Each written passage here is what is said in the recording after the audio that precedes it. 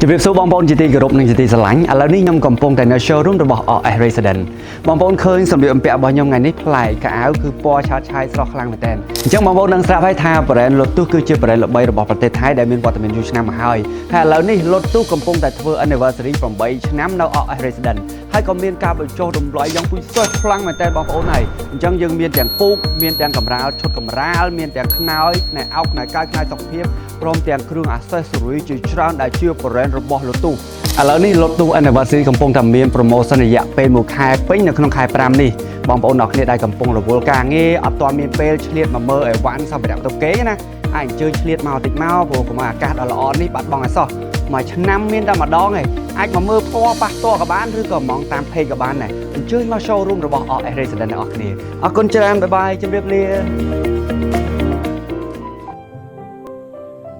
RS Resident អ្នកផ្ដល់ដំណោះស្រាយដំណេកស្រួលគេងស្រួល